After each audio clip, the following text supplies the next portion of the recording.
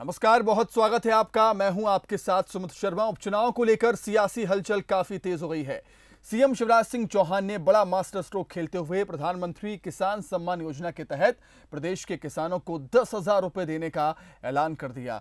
तो वहीं ग्वालियर उपचुनाव में नेताओं के बीच जुबानी जंग तेज होती जा रही है। रायसेन में बीजेपी युवा मोर्चा ने रैली कर चुनावी मैदान से कांग्रेस पर जमकर वार किए। वहीं बुरहानपुर में बीजेपी कांग्रेस में सलाह की सियासत तेज होती जा रही है। उपचुनाव से जुड़ी ये सारी खबरें लेकर हम हाजिर हैं हमारी खास पेशकश उपचुनाव का चक्रव्यूह में।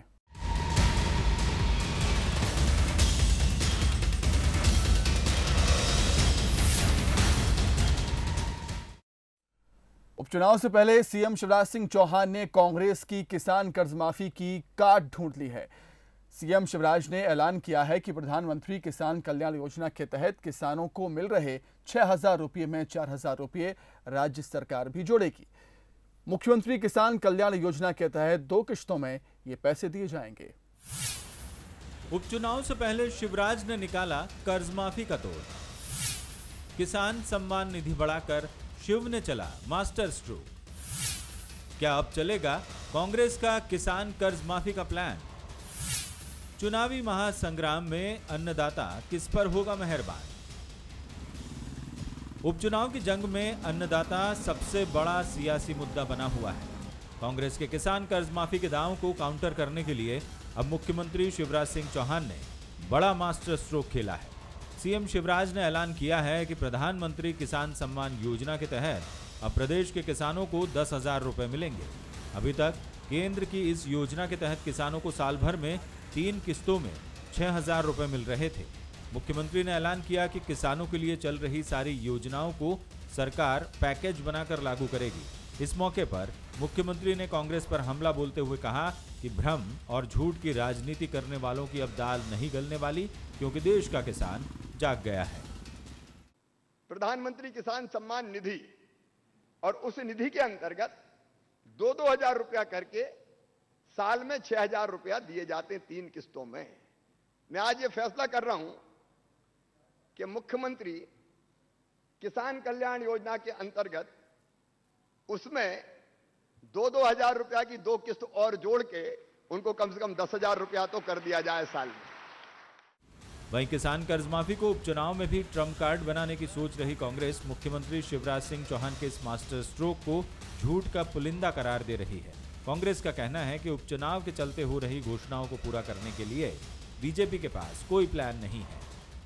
जनता समझदार हो चुकी है, जनता जानती है, और ये चाहे कितने भी घोषणाएं करते रहें, कितने भी प्रलोभन देते रहें, कितने भी बड़े बड़े कार्यक्रम करते रहें, जनता को मालूम है। और जनता को ये भी मालूम है कि ये जो बातें कर रहे हैं इसके लिए ना तो इन्होंने कोई बजट में प्रावधान करा है और ना ही इनके पास किसी प्रकार की कोई इनको मूर्त रूप देने की इनकी कोई योजना है। उपचुनाव के चलते किसान राजनीति का मुद्दा बने हुए हैं।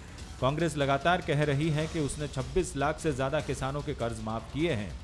अब बीजेपी सरकार ने विधानसभा में इसे स्वीकार भी कर लिया है। शायद यही वजह है कि कर्ज माफी की काट के रूप में सीएम शिवराज ने किसान सम्मान निधि में राज्य सरकार की तरफ से 4,000 रुपए देने का मास्टर स्ट्रोक खेला है। वासु चौरे, बंसल न्यूज, भोपाल। उपचुनाव से पहले ग्वालियर चंबल क्षेत्र में समीकरण पल पल बदल रहे हैं। कांग्रेस के वरिष्ठ नेता महेंद्र बौद्ध ने बीएसपी ज्वाइन कर ली है, जिससे भांडेर क्षेत्र में राजनीतिक समीकरण गड़बड़ा गया। वहीं राष्ट्रीय लोक समता पार्टी के प्रदेश अध्यक्ष राजकुमार सिंह कुशवाहा ने बीजेपी ज्वाइन कर ली है, जिससे मेहगांव सीट पर भी समीकरण अब बदल गए। चंबल के बड़े नेता और पिछले 50 साल से कांग्रेस की सेवा कर रहे पूर्व मंत्री महेंद्र बौद्ध ने हाथ का साथ छोड़कर हाथी की सवारी का फैसला कर लिया। दरअसल बौद्ध इस बात से नाराज थे कि भांडेर से फूल सिंह बरैया को टिकट दे दिया गया, जबकि वो कांग्रेस की तरफ से प्रबल दावेदार थे। करीब 10 दिन पहले खुले मन से पूर्व मुख्यमंत्री दिग्विजय सिंह के सामने बौद्ध ने विरोध भी जताया था। कहा था, राजा साहब मेरे साथ अन्याय हो रहा है। लोकसभा और विधानसभा में अब तक 6 बार टिकट कट चुका है। 50 साल से पार्टी के लिए काम कर रहा हूं। भांडेर से जिन्हें टिकट दिया है वो तिलक, तराजू और तलवार का नारा देकर लोगों को जातिगत रूप से बांटने का काम करते रहे हैं, मगर यह चल नहीं पाएगा। इसके बाद महेंद्र बौद्ध ने पिछले दिनों डॉक्टर अंबेडकर की प्रतिमा के अनावरण समारोह में भी खुले तौर पर विरोध किया था। दिग्विजय सिंह ने महेंद्र बौद्ध को यह कहकर समझाया था, अब पार्टी पीछे नहीं हट सकती, चर्चा करेंगे, बातचीत करेंगे, कोशिश करेंगे, हाथ पांव जोड़ेंगे और कोई रास्ता निकालेंगे। यही कर सकते हैं। अन्याय तो हुआ है, लेकिन क्या कर सकते हैं? वो टिकट वितरण में हस्तक्षेप नहीं कर सकते। इसके बाद महेंद्र बौद्ध ने अनुसूचित जाति विभाग के अध्यक्ष पद से इस्तीफा दिया और अब बहुजन समाज पार्टी में शामिल हो गए हैं। महेंद्र बौद्ध को बीएसपी से टिकट मिलना तय माना जा रहा है। ऐसे में फूल सिंह बरैया को विरोध का सामना करना पड़ सकता है, जिसका फायदा बीजेपी को मिल सकता है। बरैया को टिकट भी दिग्विजय सिंह ने दिलाया है और बौद्ध दिग्विजय सिंह की कैबिनेट में ही गृह मंत्री थे। बौद्ध को बीएसपी टिकट देती है तो त्रिकोणीय मुकाबले की संभावना से इनकार नहीं। Bureau report, Bansal news. Gwalior विधानसभा में उपचुनाव का काउंटडाउन शुरू हो गया है। कांग्रेस और बीजेपी दोनों ही सीट को जीतने के लिए एड़ी चोटी का जोर लगा रहे हैं। इस सीट पर कैबिनेट मंत्री प्रद्युमन सिंह तोमर की साख दांव पर लगी हुई है। उनके सामने कांग्रेस के सुनील शर्मा को मौका दिया गया है। दोनों ही जीत का दावा भी कर रहे हैं। ग्वालियर सीट पर चुनावी जंग तेज हो गई है। कांग्रेस प्रत्याशी सुनील शर्मा ने जीत के लिए जनता के बीच जाकर अपने लिए वोट मांगना शुरू कर दिया है। सुनील शर्मा कभी सिंधिया के बेहद नज़दीकी थे। उन्होंने कई बार सिंधिया से ग्वालियर विधानसभा के लिए टिकट की मांग की, लेकिन सिंधिया की पहली पसंद हमेशा कैबिनेट मंत्री प्रद्युमन सिंह तोमर रहे। जब सिंधिया ने कांग्रेस छोड़ी तो सुनील शर्मा ने उनसे अपना नाता तोड़ लिया, जिसके बाद कांग्रेस ने ग्वालियर विधानसभा से सुनील को मैदान में उतार दिया है। अब वे सिंधिया समर्थक और उनके बेहद करीबी प्रद्युमन सिंह तोमर को उपचुनाव में चुनौती दे रहे हैं। सुनील अब चुनावी मूड में नजर आ रहे हैं और कैबिनेट मंत्री प्रद्युमन सिंह तोमर पर जनता के वोट के सौदे का आरोप लगा रहे हैं। और वही कार्यकर्ता है, वही जनता है, जिसने ये तय किया है कि जिन्होंने इस जनता के विश्वास को तोड़ा, जिन्होंने इस जनता के विश्वास के साथ धोखाधड़ी की, जिन्होंने कांग्रेस का कार्यकर्ता जिसने खून पसीना एक कर कर चुनाव जिताया था, वो सब एकजुट हैं। कांग्रेस पार्टी यहाँ से विजय होगी। यहाँ से ही नहीं, पूरे मध्य प्रदेश में कांग्रेस पार्टी विजय होगी। वहीं दूसरी ओर राजनीति के मजे हुए खिलाड़ी प्रद्युमन सिंह तोमर भी अपने क्षेत्र की जनता के लिए विकास कार्यों की गति देने में जुटे हुए हैं। उन्होंने साफ तौर पर कह दिया है कि मेरी जीत और हार जनता के हाथ में है। अगर मैंने जनता के बीच काम किए होंगे तो जीत हासिल होगी। मैं जनता का सेवक हूँ, सेवा करना मेरा कर्तव्य है। निर्णय हमारे मालिक को करना है, तो जो भी निर्णय करेगी, जिसने जैसी सेवा की होगी वैसा फल मिलेगा उसको। इसके लिए चिंता क्यों कर रहे हैं? कुल मिलाकर ग्वालियर विधानसभा में उपचुनाव बेहद रोचक होने जा रहा है। दोनों नेताओं के अपने अपने दावे हैं, लेकिन ग्वालियर विधानसभा में जीत किसकी होगी यह जनता तय करेगी। लेकिन जैसे जैसे चुनाव प्रचार बढ़ेगा वैसे वैसे ही इस सीट पर सरगर्मियां भी तेज होंगी। प्रहलाद सेन, बंसल न्यूज, ग्वालियर। बीजेपी लगातार चुनावी सभाएं कर मतदाताओं को साधने में जुटी हुई है, जिसके तहत अब बीजेपी युवा मोर्चा ने भी चुनावी रण में उतरकर कांग्रेस को घेरना शुरू कर दिया। रायसेन के सांची विधानसभा क्षेत्र में सीएम शिवराज सिंह चौहान के बेटे कार्तिकेय सिंह चौहान ने चुनावी रैली कर कांग्रेस पर जमकर वार किए। उपचुनाव की बिसात बीत चुकी है। बीजेपी के दिग्गज ताबड़तोड़ चुनावी सभाएं करने में जुटे हुए हैं, तो अब बीजेपी युवा मोर्चा भी उपचुनाव के मैदान में उतर आया है। सीएम शिवराज सिंह चौहान के बेटे कार्तिकेय सिंह चौहान ने भी मोर्चा संभाल लिया है। रायसेन की सांची विधानसभा क्षेत्र में उपचुनाव है। कार्तिकेय ने वहां रोड शो किया। इस दौरान कार्तिकेय ने कांग्रेस पर जमकर वार भी किया। कार्तिकेय ने कहा कि कमलनाथ सरकार ने जिन युवाओं के सहारे सत्ता हासिल की थी, उन्हीं मुद्दों को पूरा नहीं किया। इसके साथ ही तत्कालीन कांग्रेस सरकार को गद्दार भी बताया। इस दौरान स्वास्थ्य मंत्री प्रभुराम चौधरी, पूर्व मंत्री रामपाल सिंह ठाकुर और मध्य प्रदेश बीजेपी युवा मोर्चा अध्यक्ष अभिलाष पांडे भी मंच पर नजर आए। जब से मध्य प्रदेश की कमान संभाली है 2005 में, एक भी पल, एक भी क्षण ऐसा नहीं रहा जब उन्होंने अपने प्राणों से प्यारी जनता के बारे में नहीं सोचा। हर पल केवल एक ही जुनून, केवल एक ही विचार कि कैसे अपने प्राणों से प्यारी जनता के जीवन स्तर को सुधार सकते। कि जिस दिन कमलनाथ जी आपके द्वार पर आए, हालांकि आएंगे नहीं, जिस दिन से मुख्यमंत्री बने थे तो वल्लभ भवन से ही सरकार चला रहे, निकल ही नहीं पा रहे। मैं एक दिन झाबुआ के छोटे से गांव में गया, मैंने पूछा यहाँ कमलनाथ को आए हैं? बोले भाई साहब आए तो छोड़िए, हमने तो उन्हें कभी देखा ही नहीं। आपके रायसेन विधानसभा के अंदर भी मुझे लगता है इसी प्रकार की स्थिति रही हो, अन्य स्थानों पर भी कमलनाथ कभी नहीं निकले होंगे। सभी ने ये संकल्प भी लिया है कि भारतीय जनता पार्टी को यहाँ से जिताएंगे और प्रदेश के लोकप्रिय मुख्यमंत्री शिवराज सिंह चौहान को भारी मतों के साथ में फिर से इस प्रदेश का जो अभी जो बागडोर संभाल रहे हैं, जितना काम कर रहे हैं, उनके नेतृत्व को मजबूती प्रदान करेंगे। बीजेपी युवा मोर्चा के चुनावी मैदान में उतरने पर कांग्रेस का कहना है कि जनता कांग्रेस का साथ देगी। इतना ही नहीं, कांग्रेस बीजेपी पर कई आरोप लगा रही है। कांग्रेस को उम्मीद है कि उपचुनाव में प्रदेश का युवा उसके साथ है। इस उपचुनाव में कांग्रेस को जीत मिलेगी। युवा मोर्चा संगठन जनता की आंखों में धूल झोंकने की कोशिश कर रही है। क्या प्रदेश के नौजवान भाजपा को भूल सकते हैं, जिसने व्यापम के रूप में इतना बड़ा घोटाला किया और प्रदेश की पूरी एक पीढ़ी का भविष्य नष्ट कर दिया। इसलिए युवा संगठनों की मेहनत से कुछ नहीं होने वाला है। प्रदेश की जनता और नौजवान कांग्रेस पार्टी के साथ हैं। उपचुनाव के रण में बीजेपी के दिग्गजों के साथ युवा नेता भी नजर आ रहे हैं। दरअसल बीजेपी उपचुनाव को जीतने के लिए कोई कोर कसर नहीं छोड़ना चाह रही है। यही वजह है कि युवा नेताओं ने अब प्रदेश के युवाओं को साधना शुरू कर दिया है। वहीं कांग्रेस भी उम्मीद जता रही है कि प्रदेश के युवा उसके साथ हैं। अब चुनाव के नतीजे ही बताएंगे कि प्रदेश में युवाओं ने किसका साथ दिया। विवेक निगम, बंसल न्यूज, रायसेन। उपचुनाव की तारीखों का ऐलान कभी भी हो सकता है। ऐसे में नेताओं के बीच जुबानी जंग तेज हो गई है। बुरहानपुर में पूर्व पीसीसी अध्यक्ष अरुण यादव ने सांसद नंद कुमार सिंह चौहान को आराम करने की सलाह दी थी, तो नंद कुमार सिंह चौहान ने भी पलटवार करते हुए कांग्रेस में प्रत्याशी चयन को लेकर तंज कसा। रिपोर्ट देखिए। बुरहानपुर के नेपानगर में उपचुनाव को लेकर सियासी रंग चढ़ता जा रहा है।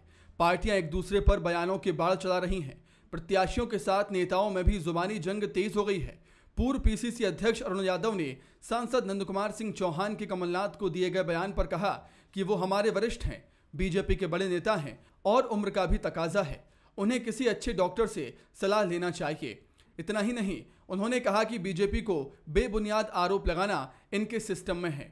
वहीं उन्होंने नेपा मिल को लेकर भी नंद कुमार सिंह चौहान को आड़े हाथों लेते हुए उन पर नेपा मिल को बेचने का आरोप लगाया और कहा कि मेरे मंत्री रहते 1200 करोड़ का रिवाइवल पैकेज मिला था, जिससे पूरे नेपा का विकास होना था, लेकिन अब तो बड़ी दुर्गति हो चुकी है। अब वो हमारे सम्मानीय भी हैं, वरिष्ठ हैं और भाजपा के बड़े नेता माने जाते हैं। मैंने कल भी कहा था कि और उनकी उम्र का भी तकाजा है, तो मैं समझता हूँ कि पहले तो एक अच्छे डॉक्टर से उनको सलाह लेनी चाहिए। ये बेबुनियाद और फिजूल की बातें जो भारतीय जनता पार्टी की पुरानी परंपरा, वो नई बात नहीं है और ये तो उनके सिस्टम में आ चुका है उनके। वहीं सांसद नंद कुमार सिंह चौहान ने उम्मीदवार को लेकर कांग्रेस पर हमला बोला। नंद कुमार ने कहा, कांग्रेस में प्रत्याशियों को लेकर हंगामा चल रहा है, कांग्रेस में कलह मची हुई है। उन्होंने चुटकी लेते हुए कहा कि कांग्रेस के टुकड़े हजार हुए, कोई यहाँ गिरा कोई वहां गिरा की कहानी है। पूर्व पीसीसी अध्यक्ष अरुण यादव के नेपा मिल को उद्योगपतियों को बेचने के आरोप पर नंद कुमार ने अरुण यादव के आरोपों को नकारते हुए कहा कि कांग्रेस नेता विहीन और मुद्दा विहीन पार्टी हो गई है। कांग्रेस में तो उम्मीदवार को लेके हंगामा चल रहा है, जबरदस्त हंगामा चल रहा है।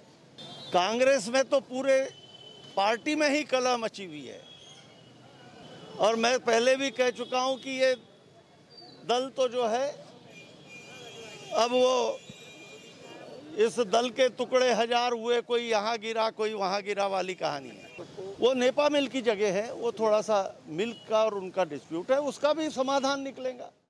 एमपी की महाभारत में कौन बाजी मारेगा अभी ये कहना मुश्किल है, लेकिन जिस तरह से नेताओं ने एक दूसरे को घेरना शुरू किया है उसे देख ही अंदाजा लगाया जा सकता है कि उपचुनाव में वार पलटवार का ये सिलसिला अभी और तेज होगा। गोपाल देवकर, बंसल न्यूज, बुरहानपुर। उपचुनाव में ग्वालियर में नवीन लोहा मंडी का मामला जोर पकड़ता जा रहा है। लिहाजा लोहा मंडी के व्यापारियों ने अपनी मांग को लेकर मोर्चा भी खोल दिया है। उन्होंने मांग की है कि स्वीकृत जगह पर जमीन का आवंटन कर जल्द ही नवीन लोहा मंडी बनाई जाए। कांग्रेस इस मुद्दे पर बीजेपी को घेरते हुए ये वादा कर रही है कि कमलनाथ की सत्ता में वापसी हुई तो नवीन लोहा मंडी वहीं बनकर तैयार होगी। ग्वालियर के व्यापारियों की बहुप्रतीक्षित नवीन लोहा मंडी बनाए जाने की मांग आज तक पूरी नहीं हुई है। पूर्व विधायक मुन्ना लाल गोयल ने इन्हें नवीन मोड लोहा मंडी बनाए जाने को लेकर आश्वासन दिया था, लेकिन उन्होंने विधायक पद से इस्तीफा दे दिया। 2007 से आज तक नवीन लोहा मंडी के लिए स्वीकृत जगह नहीं मिल पाई है। ग्वालियर विकास प्राधिकरण की जगह पर 16 बीघा जमीन लोहा मंडी के लिए आवंटित की गई थी। जमीन के लिए व्यापारियों ने 4 करोड़ से ज्यादा रुपये जमा कराए, लेकिन उसके बाद भी जमीन नहीं मिल सकी। हमने यार पैसे 2007 से ही जमाए, लेकिन उसके बाद से अभी तक हमें कोई जगह नहीं मिली और उसके लिए इतने प्रयास कर चुके, सब जगह की ठोकरें खा चुके, मतलब हर नेता की चौखट पर। और व्यापारी ये समझ लो पूरी तरह से परेशान है कि हमारे जो पैसे फंसे वो भी नहीं मिल रहे, जगह भी नहीं मिल रही है। तो अब कोई ना कोई आंदोलन करने के मूड में है। अभी आंदोलन शांतिपूर्ण तरीके से करेंगे, अगर इसका भी बात परिणाम कुछ नहीं आएंगे तो फिर कुछ दूसरा और आंदोलन करेंगे। उपचुनाव के आते ही अब इस मुद्दे ने राजनीतिक रंग ले लिया है। बीजेपी कांग्रेस दोनों ही इस मुद्दे को लेकर व्यापारियों को आश्वासन दे रहे हैं। पूर्व विधायक मुन्ना लाल गोयल का कहना है कि वे इस मसले पर सीएम शिवराज से बात करेंगे और व्यापारियों को नवीन लोहा मंडी के लिए स्वीकृत जमीन को दिलाने का काम करेंगे। कैबिनेट ने 2 बार फैसला किया है, ठीक है ना, देने के लिए इनको जगह दी जाए, लेकिन यहाँ पर उनका कहना है कि कमर्शियल रेट लगा दी है और कमर्शियल रेट से तो बहुत ज़्यादा दाम बढ़ जाएंगे, वो देने की स्थिति में नहीं है। उसके बाद जरूरी होगी तो हम सीएम साहब से ही बात करेंगे, लेकिन उनका मुद्दा बहुत पुराना हो गया है। हमारी भी भावना है कि लोहिया वाला जो मुद्दा है निश्चित तौर पर वो निपटना चाहिए। वहीं कांग्रेस लोहा मंडी के मुद्दे पर आक्रामक नजर आ रही है। लिहाजा कांग्रेस ने बीजेपी और पूर्व विधायक मुन्ना लाल गोयल को आड़े हाथों लेते हुए खुद को व्यापारियों की हितैषी बताया। कांग्रेस ने पूर्व विधायक मुन्ना लाल गोयल से सवाल किए कि मुन्ना लाल 15 महीने तक हमारी सरकार में विधायक रहे, लेकिन उन्होंने कभी इस मुद्दे पर कमलनाथ जी से चर्चा नहीं की। वहीं बीजेपी सत्ता में रहने के बाद भी व्यापारियों की समस्या का समाधान नहीं कर सकी। जो 15 साल में जिन्होंने नहीं किया उन्हीं को व्यापारी दंडित करेंगे। दूसरी और अहम बात, 15 माह में भी जिम्मेदारी किसके पास थी? ये जो ग्वालियर पूर्व में ही आप देखेंगे कि मेजॉरिटी जो बिजनेसमैन हैं वो उसी क्षेत्र में आते हैं और इस मुद्दे को भी गोयल साहब को एड्रेस करना था। क्या उन्होंने किया? बिल्कुल नहीं किया, बल्कि मैं तो कहूँगा ये व्यापारियों के साथ ब्रीच ऑफ कॉन्ट्रैक्ट है। कुल मिलाकर ग्वालियर पूर्व में व्यापारियों का 2018 में मुन्ना लाल को भरपूर समर्थन मिला था, लेकिन व्यापारियों की मांग पूरी नहीं हो सकी। ऐसे में व्यापारियों में नाराजगी है। वहीं कांग्रेस व्यापारियों के इस मुद्दे को अपने हक में लाने की पुरजोर कोशिश कर रही है, तो बीजेपी भी व्यापारियों को आश्वासन दे रही है। इस लिहाज से ये कहना गलत नहीं होगा कि आने वाले दिनों में ये मुद्दा और भी गर्मा सकता है। प्रहलाद सेन, बंसल न्यूज, ग्वालियर। तो इसी के साथ हमारे खास कार्यक्रम में फिलहाल इतना ही। आप देखते रहिए बंसल न्यूज। नमस्कार।